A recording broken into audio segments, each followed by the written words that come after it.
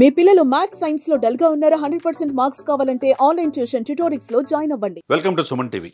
నిన్న జరిగిన విమాన ప్రమాదం, అందరి నోట అదే మాట.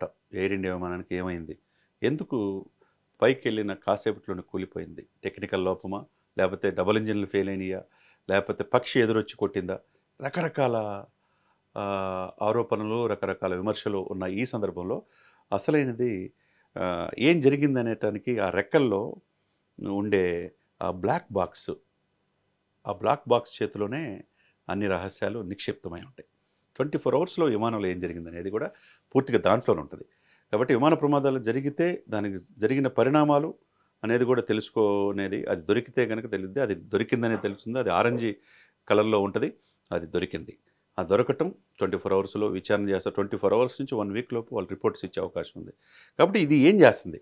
అందరి నోట బ్లాక్ బాక్స్ అంటే ఏంటి అని ఒకసారి వివరాల్లోకి వెళ్తే కనుక, ఈ విమానం ప్రమాదాలు ఎందుకు జరుగుతాయి అంటే, ఫస్ట్ పక్షుల వల్ల. అవి కనుక ఎదురొస్తే కనుక, అది ఇంజన్లో దొరికితే కనుక విమానం కూలిపోయే అవకాశం ఉంది. మనం అది చాలా అనుకోని సంఘటనలు జరుగుతూ ఉంటాయి. అదొకటి. 2, ఇంజన్లు ఫెయిల్ అవటం. ఇంజన్లు ఏంటంటే, ఆ ఇంజన్లో ఒకటి డబుల్ ఇంజన్స్ ఉంటాయి. డబుల్ ఇంజన్ ఫెయిల్ అయిన కొంతమంది అంటున్నారు.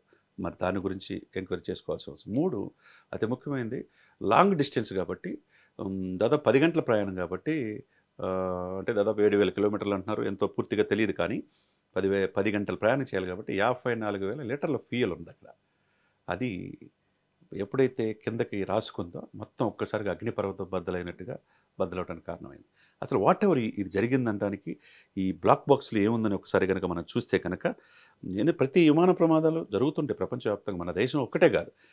ఇక్కడ మనం చూడాల్సింది ఏంటంటే, FDR, పైలట్ డేటా రికార్డర్ దాంట్లో ఉంటుంది. FDR అనేది పైలట్ డేటా రికార్డర్ అంతా పైలట్ కరెక్ట్గా మానిటరింగ్ చేశాడా, తర్వాత సిస్టమ్ అనేది కరెక్ట్గా ఫాలో అయ్యాడా, లేదా డివేట్ అయ్యాడని కదా, దాని రికార్డ్ మొత్తం దాంట్లో ఉంటుంది. కంప్లీట్ రికార్డ్ అయి ఉంటుంది. అంటే తప్పు చేసినా తెలుసుకునే అవకాశం ఉంటుంది. 2, కాక్పిట్ వాయిస్ రికార్డర్, అంటే అది CVR అంటారు. ఆ కాక్పిట్ వాయిస్ రికార్డర్ మొత్తం కూడా 24 అవర్స్ విమానంలో ఏం జరిగిందో కూడా తెలియజేసే అవకాశం ఉంది. ఇవన్నీ కూడా పైలట్ ATC సెంటరు, పైలట్ల సమాచారం, వాళ్ళ మధ్య ఏం జరిగింది, ATC సెంటర్లో ఏమి వీళ్ళు మాట్లాడారనేది మొత్తం రికవర్ చేయడానికి 24 అవర్స్ టు 1 వీక్ టైం పడుతుంది. కాబట్టి బ్లాక్ బాక్స్ చెప్పేస్తుంది ఏం జరిగిందనేది.